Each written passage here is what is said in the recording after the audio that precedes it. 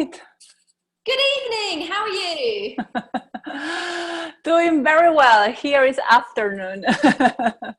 Yeah, well, here it's 9 o'clock at night, and it's not very warm at the moment, but it's all good. All good. It's all good. We're going to spread a lot of love today. Yes, we are. Okay, let's get cracking. So, first of all, I'm going to introduce you, Freedom. So, Freedom is a spiritual teacher and psychotherapist. She offers women spiritual teachings to help them simplify their lives, master self-love, which I believe is the key to everything, and connect to their divine guidance so they can create a life that they love. Freedom offers an array of practical spiritual tools to improve your approach to the demands of daily life, such as how to deal with life challenges, applying mindfulness in relationships, and learning how to tap into your own power. Despite a traumatic childhood, her core belief is that everyone is capable of making their dreams a reality through self-compassion. Love that. And Freedom also is very, very clever and talented. So she has a master's degree in counselling for mental health and wellness from New York University. Is that right? Yes. Yeah. And she has a background as a yoga instructor and practices mindfulness living. And then when Freedom is not working, she spends most of her time at the beach. I so wish I could do that, but we don't have any beaches near me. Well, we do, but they're not ones you'd want to go to. And then she loves watching a TV show called Jane the Virgin. That's not something we get in the UK, I don't believe, so I have no idea what that is. You guys are missing out. It's fun. I'll have to Google that. And making papaya smoothies, which sounds awesome. Okay, so tonight, though, we're going to be quite specific in what Freedom is talking to us about. So we're talking about the 8 mindful ways to build a healthy relationship with food. So, do you want to get cracking? Sure, let's start. Hello, guys. Thank you for having me in your group, Danny. Very much appreciated, and the fact that I have the opportunity to share with you something very, I believe, highly beneficial, because I'm sure that you have guys learned a lot about healthy foods, healthy feeding, fitness styles. However, I'm also a believer that it is extremely important to build a healthy relationship with our food. And I'm going to provide you 8 mindful ways. There are many, but because of our timing today, I'm just going to offer you 8. And towards the end of this session, you guys, I believe Dan is going to post my website. I'll be having these 8 mindful ways in a PDF file in my resource library in my website. So feel free to grab that for free. Brilliant. And so let's start. So have you ever asked yourself, how do I love myself? Or how do I love myself more? So, and I'm sure if you are in this group, you're really into mastering self-love. And that's one of my callings for sure. So to master self-love is to practice different ways to embrace ourselves. Now, one of them is building a healthy living, a healthy relationship with our body and with our food. But today I'll be specifically talking about this relationship with your food. Now, your relationship with life, including food, your body and nature, says a lot about your relationship with yourself. So I want to ask you, how has been your relationship with food so far? How has it been for you, Danny? For me, I love food, and I probably use it as a coping mechanism for stress. If I feel stressed, I'll probably eat. Mm-hmm. And many of us tend to do that. And I'm going to be discussing towards the end of this session, why do we do it, and a few tips on how to start letting go, releasing that old coping mechanism and create a new one, a healthy one. So our present relationship with food has a lot to deal with how we were introduced with food in our childhood. Were you part of the food preparation at home? Were you forced to cook? Were your dinners friendly and peaceful? Or were they full of worries and yelling? From these experiences, we started to develop our relationship with food. So I encourage you to grab a piece of paper and pen, especially if you're watching the replay, There you go. Danny's super ready. And I invite you to write these questions. And to addition to these questions, I would like to add the following, you know, how has been my relationship with food, and how has been my experience with food in my childhood. And why would I like you to write this down on your journal? Because we need to retrieve our memories with food. So I'm gonna give you a brief story about myself. I was working as a babysitter. I was in my 20s, probably finishing, I was starting grad school, I believe. And here I am having dinner with my amazing little boy that I was taking care of. And I was serving him his favorite food, which is broccolis with melted butter and salt. And, you know, I'm so happy offering him the food. And it was my turn to eat as well. I was eating something else. And he smartly asks me, Freedom, how come you're not eating broccoli? And I'm like, well, I don't like it. And he's asking me, well, how come you don't like it? It's broccoli. And I'm like, you know what? I haven't eaten broccoli since I was a kid, so I don't think I like it. So he applied the same techniques that I use with him. He told me, Freedom, you always tell me to try new things, and it's been a while that you haven't eaten this. I mean, the last time you ate broccoli was since you were a kid, so why don't you give it a try? And I couldn't say no, and I surrendered to this challenge. I was skeptical looking at the broccoli. I picked up the broccoli from my plate, looking at it, and I'm like, oh my goodness, I can't believe I'm going to put this little piece of little tree inside my mouth. The heck, I'm gonna do it. Put it inside my mouth, start chewing it. Saliva was coming out. And I'm just looking at his eyes of wonder. And my eyes started like also looking like surprised, because I actually liked broccoli. Why did I ever think that I didn't like it? So my day ends, I go home, and I start reflecting on this moment with him. And then I remember that I was forced as a child to eat my veggies, especially broccoli, to the point that sometimes it was so forceful that I had to like put a spoon inside my mouth, or I would have to like be yelling with my grandmother, and she would wait for hours for me to finish the broccolis. And I was like, wow, where did this came from? I can't believe all this time my coping mechanism to completely erase those memories was to just avoid broccoli, period. But ever since then, I created a new relationship with the broccoli.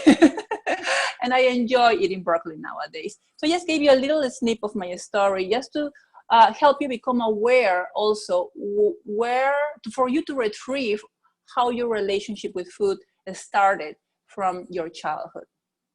Now, today I would like to introduce you to a new approach to food. Today's discussion is not about any particular diet or, like I said, any particular type of fitness.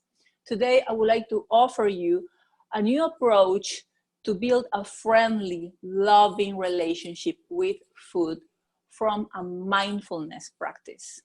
Now, most likely, you already know what mindfulness is, but for those who don't, mindfulness, in my own experience, is the art of self-compassion. Self-compassion equals self-love. By being present in the now through awareness of our breath, mind, and body. Mindfulness living is applying this awareness into your daily life. And that's what I practice in my daily life, mindfulness living. So let's start with this, a new approach. And this is a fun one, because spirituality and life doesn't have to be so serious, guys, okay? So when you have a date, whether with a guy, a boyfriend, and a spouse, I'm sure that you get yourself prepared to go out for your date. Mm-hmm. You probably start building some enthusiasm. You start putting your new outfit, a perfume, start doing your hair, perhaps makeup. and you look forward to have this special moment with this person. However, if it is your first date, you will also go with the sense of skepticism, perhaps, and some nervousness, and just becoming very aware about yourself or your behavior. What do you think, Danny? Mm-hmm. Well, it's been a long time since I've had a date as such. But in general, when you remember, yeah? Definitely. Yes, especially if it is your first day with somebody new, there is some sense of like, but you still look forward to, because eventually your aim is to find somebody, a partner that is going to flow with your own energy, that is going to share something wonderful with you, right? That's the whole point, for most of us at least. So with that said, I invite you to use this approach when you're going to be preparing your meals. And this is when I start telling you guys now my 8 mindful ways, okay? So tip number 1, prepare your meal mindfully. How? This is a very great idea. Create a kitchen altar. Yes, in my videos, when I talk about different types of how to practice spirituality in your daily life, I have told my audience to have a sacred altar in your home. And why not creating also an altar in your kitchen?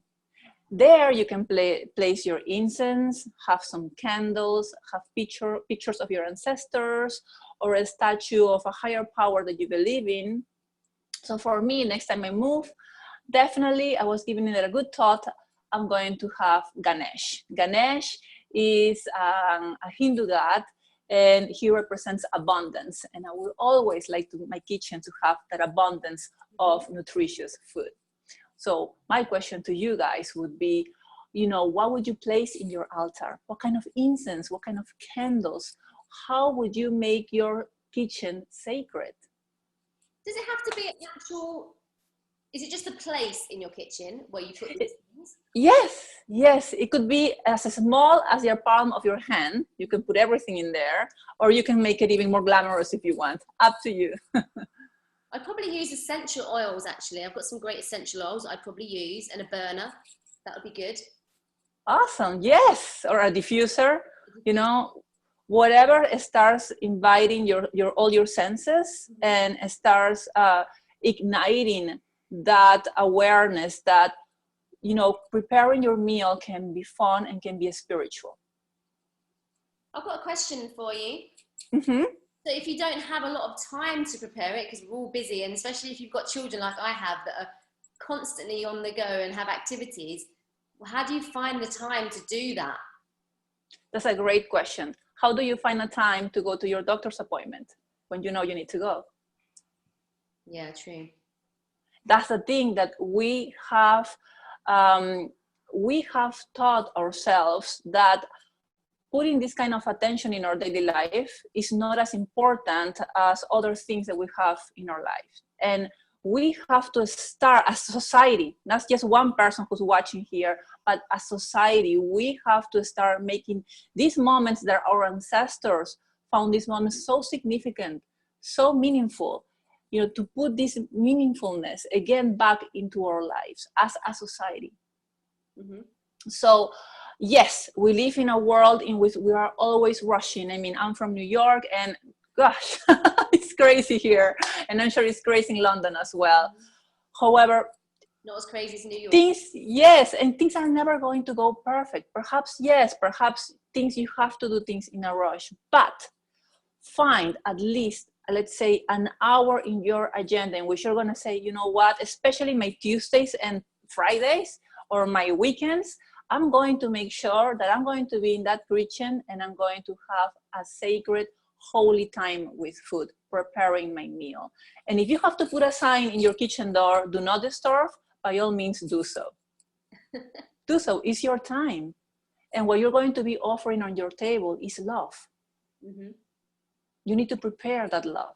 Oh, I think I have a lot of, I'm very into music, as you know. So definitely music is a big part. In fact, we always have music on when we're cooking. So that's I have that as well. And, you know, if you go to YouTube, you can start having music that is also going to enhance your different waves of your brain. And there is so many beautiful kirtan music.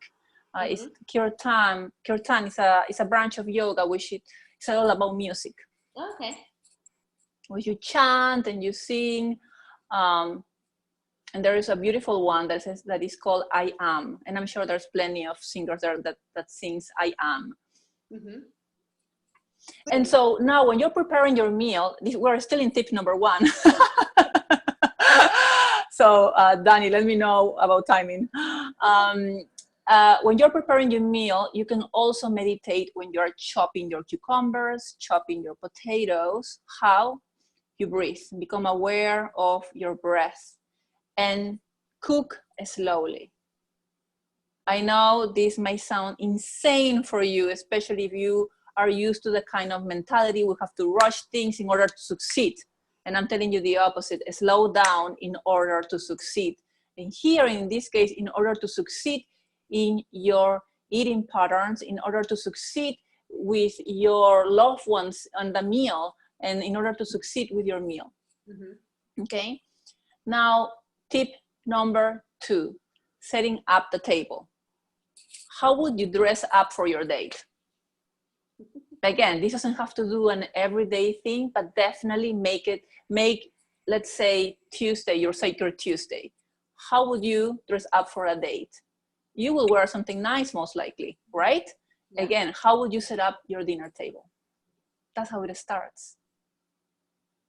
It's a spring. Grab a flower, you know, put a candle, make it romantic. And you don't have to have a partner to make it romantic. I'm a very romantic person. I don't have to have people in front of me to be romantic. Tip number 3, how would you sit on your date? Most of the time, I notice that people, when they're having a meal, they're sitting like this. Their heart chakra is not open. You know, they're just looking down. And they're protecting this space. So how would you sit on your date? You know, we want to look attractive. We start opening our heart. That means that we're opening, you know, that energy here, like, hey, I'm being vulnerable with you. I want you to see me as a whole person, right? So be mindful of your sitting posture. And while you are becoming aware of your sitting posture, repeat the following 3 times. Breathing in, I calm my body. Breathing out, I smile. Breathing in, I smile. Yes, breathing in, I calm my body. Breathing out, I smile. So repeat this 3 times. So now you're getting ready. You have done your sacred cooking.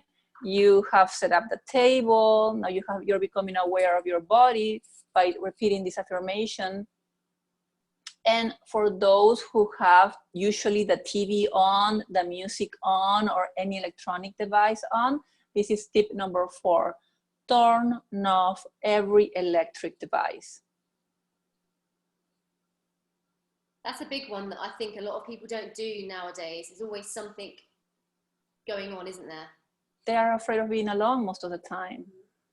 And people have this misunderstanding of this confusion that quietness is boring.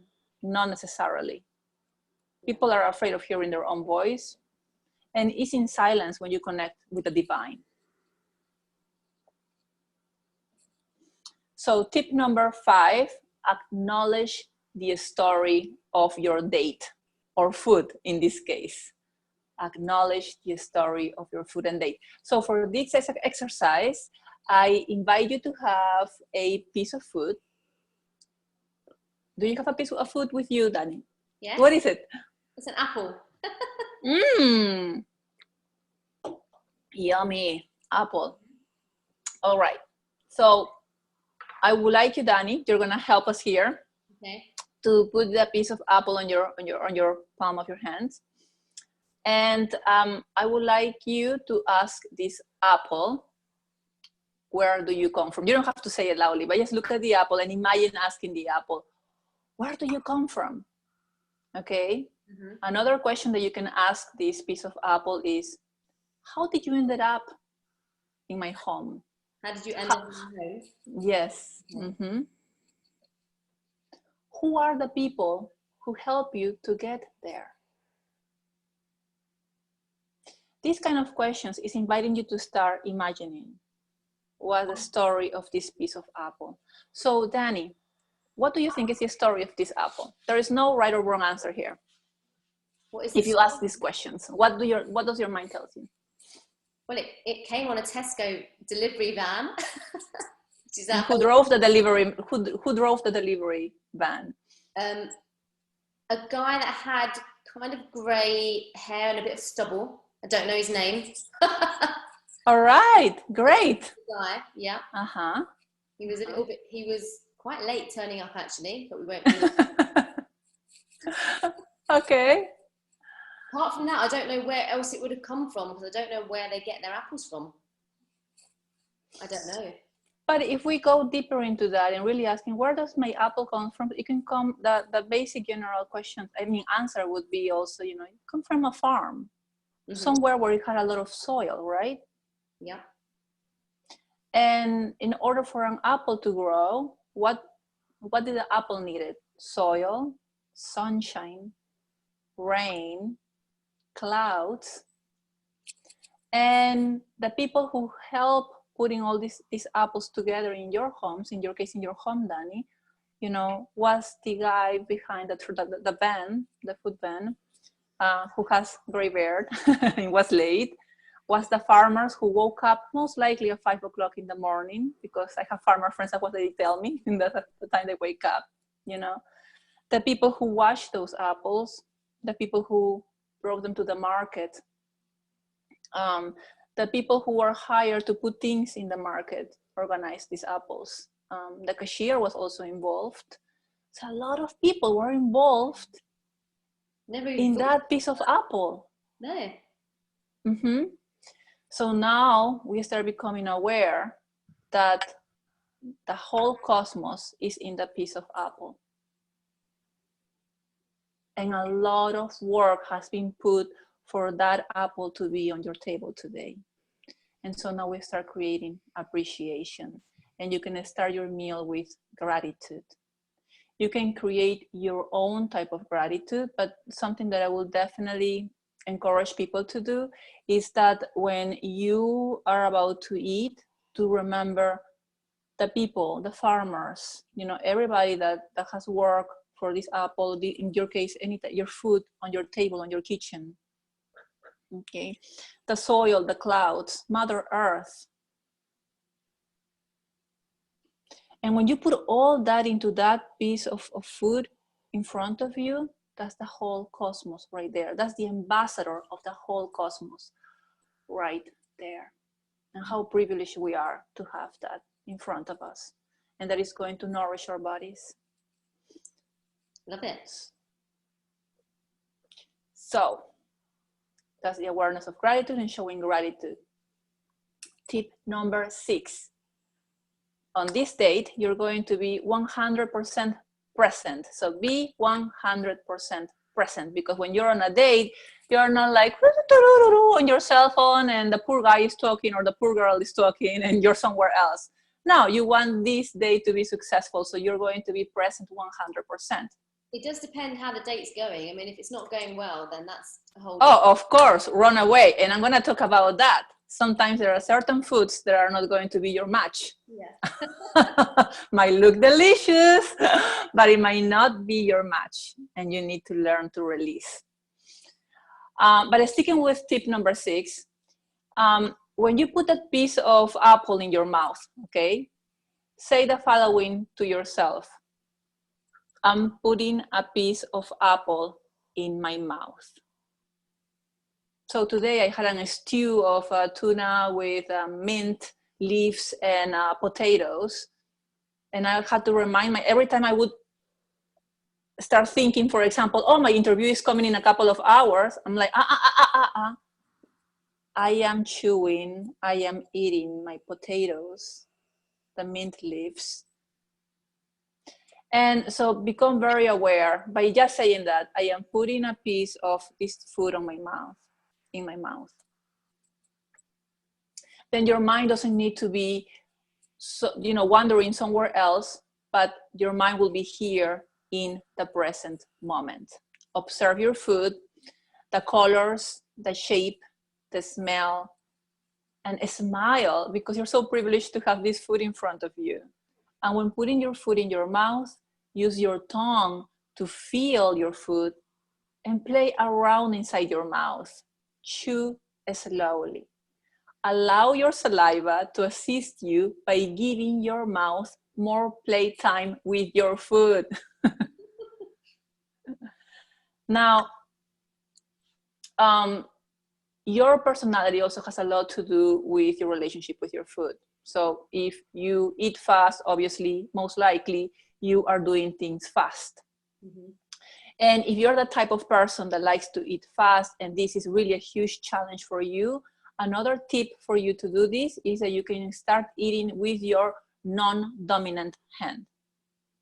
Okay, that will help you slow down. What? It could get messy though if you do that. Well, if you do things very slowly and careful, it might not get that messier. It just helps you rewire your brain. What about chopsticks? Could you use those? What? Could you use chopsticks? Because that one. Yeah, if you don't know how to use chopsticks, yeah. If you don't know how to use chopsticks, use chopsticks. That's a good one. I didn't thought of that one. That's a good tip. Okay, so let's move with tip number 7. How are we doing with time, by the way? It's fine. We're just going to keep going because it's interesting. And so. Awesome. Okay, so tip number 7. When eating with others, practice what is called noble silence for at least the first 5 minutes or the first course of your meal. Mm-hmm. It just helps everyone, not just you, to be fully aware that you are eating. And that's it, that you are just eating. No thoughts, no worries. Don't bring the office stuff in your head on your table. So 5 minutes of noble silence, just to become aware that the act of eating. And then engage, obviously, no? And try to speak about things that nourish your awareness of food and your being together. That cultivates happiness. Now, when someone talks about worries in the office, that person is not fully present anymore.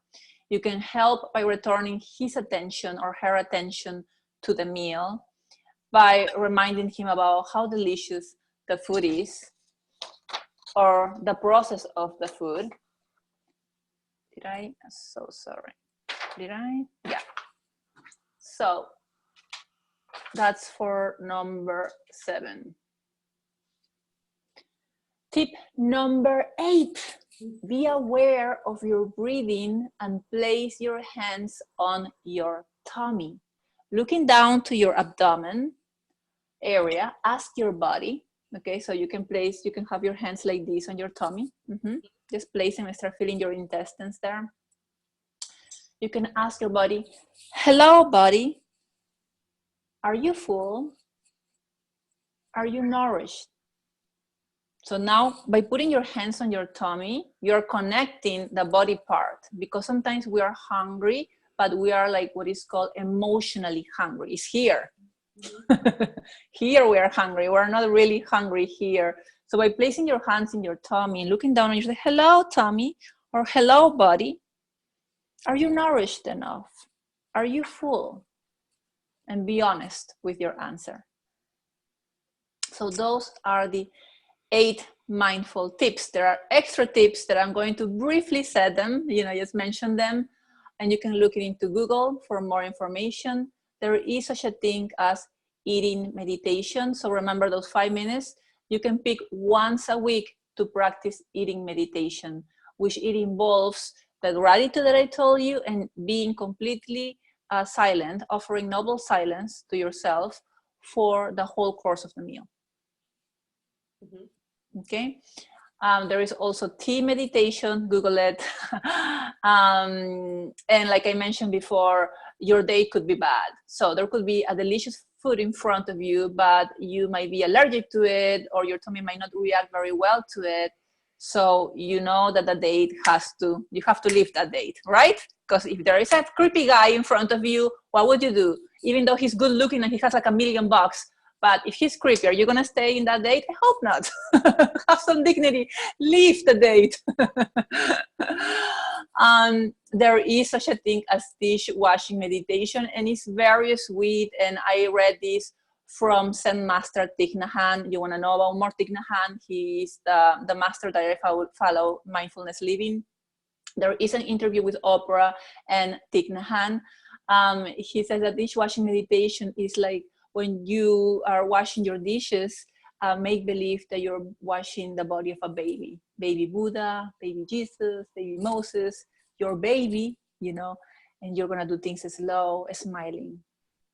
There's one way. And also, every time you want a snack, but you want a snack that, because you're not really hungry, you just want that chocolate bar, let's say, then you can replace that with a mindful breath.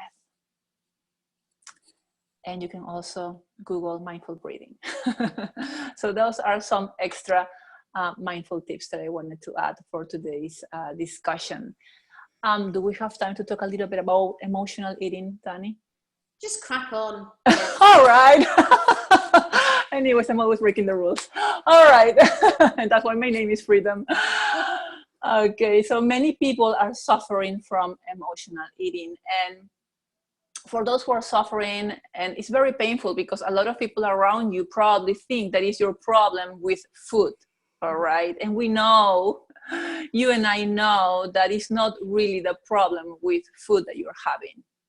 Okay, food actually doesn't have anything to do with this. And it's rather your using of the intake of food as a way to show your power and or to cope with difficult situations, emotions. So there's many people out there in the world that are walking with open wounds, and they have not yet learned to take care of their emotions efficiently. And this is part of my calling as well, something that I work with clients.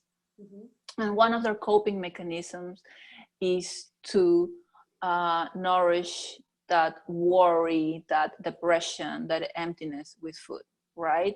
And if you're one of them, please, I really hope that these 3 following tips that I'm going to be offering now will be helpful. Which is, one is the first step is awareness. So if you're aware that you're having emotional eating problems and you cannot cope very well with your emotions, reach out. That's tip number 2. There are many blocks, emotional blocks that we have that has been passed down through generations. So probably your mom or your dad or your grandparents have also emotional eating problems. So tip number 2 is reach out to friends, people that loves you and supports you and celebrates you, and to a professional if needed, if it is really disrupting your life, your health especially, of course. Tip number 3 is say the following prayer if you experience emotional eating is, I allow the universe to love me and help me use my power differently. I am an instrument of her love, and love starts with me. So I'm going to repeat that again. I allow the universe to love me and help me use my power differently. I am an instrument of her love, and love starts with me. Cool. Now, when we are using food as our coping mechanism, right away, we have learned that just grab that bag of chips or purchase whatever food is in front of us. And I invite you to practice the following. This was inspired actually by members of my group. the Awakened Unicorns, which is a spiritual and self-growth type of group. And I created this called Gatha. So what is a Gatha? Is a poetic way to use positive affirmations. Okay. So when you're dealing with difficult emotions, especially before your meal time, or actually, you know what, even when you are not having a meal yet, I invite you to use the following.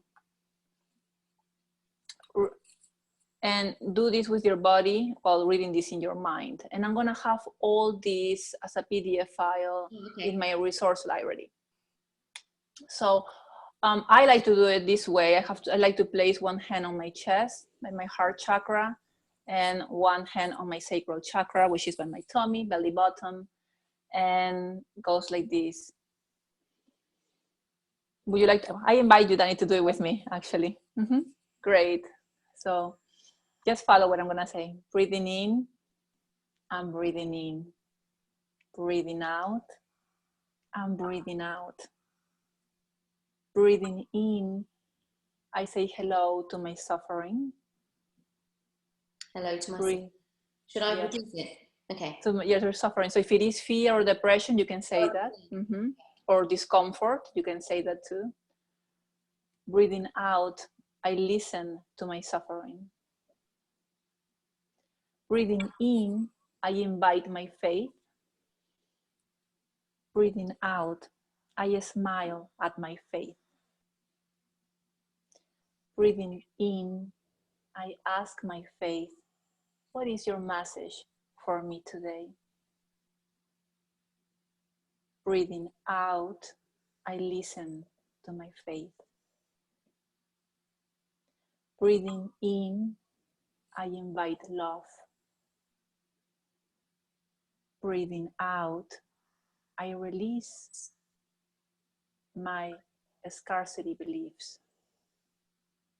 Or in this case would be, I release my attachment to food. Breathing in, I smile to love. Breathing out, I tell love, thank you for being here. Breathing in, I allow love to enter my heart, body, and mind. Breathing out, I have arrived. I am home. Oh, I feel really calm now. And I did it a little bit actually faster because I know, with the timing of the interview, but I encourage you to do this Agatha very slowly. Really feel your breath, the air touch your nostrils, go inside your lungs, all the way expanding your tummy and leaving your body as well.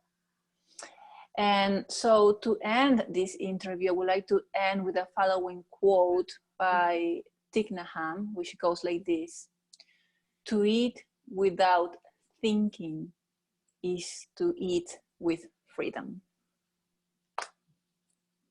Wow. Wait, to eat with you? Yes! Invite me to your table. Have me for dinner. Oh wow, there's so much great content now. I've written so many notes. So brilliant. So what we'll do is we'll put the link to the PDF. Can we do that on the group? Yes, it's freedomrivera.com. And when you go into my website, that's the first thing. You're going to see my pictures of Simplify Your Life. And click on that, and Simplify Your Life. And you'll get access to my resource library. And this PDF file will be there tomorrow. And I was going to also mention, you did kind of touch on the unicorn thing, but that's the book club one, right? Is that the book club? Well, now it has converted into a wholeness of a group that is about spirituality and self-growth.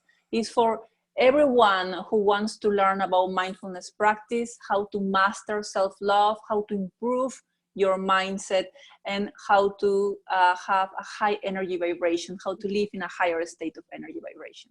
Yeah, so that's really good. And then the book that you're discussing next month is Brené Brown, or have you not chosen yet? Yes, Yes, that book has been picked, and we'll be reading The Gifts of Imperfection. Let's embrace our imperfect selves.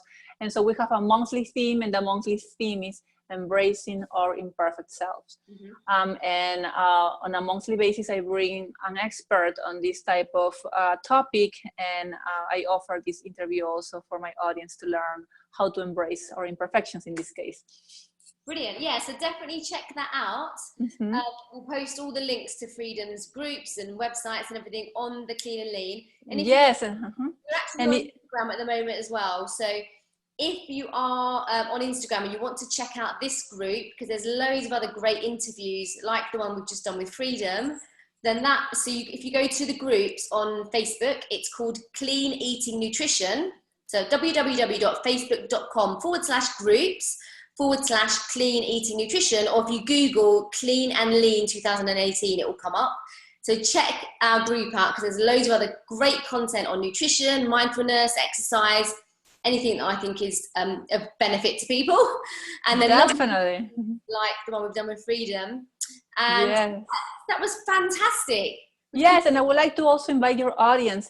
If this is something that, because we have amazing people, mentors and coaches out there with different strategies, but if spirituality is a kind of path and a strategy that you would like to utilize to align to your higher self, then definitely go ahead again, check my website. I have not only the resource library, like I mentioned also, but I also offer services for individuals and groups. Brilliant. Thank you so much for your time, Freedom. Thank you for having me. It's been fun. It's always fun talking to you. Getting to know you, and I'm sure we do some other ones in the future as well. So yes, count me in. Watch this space. Thank you so much. Have a great rest of your day, Freedom. Sending you love, guys. Bye-bye. Have a good one. Thank you. Bye.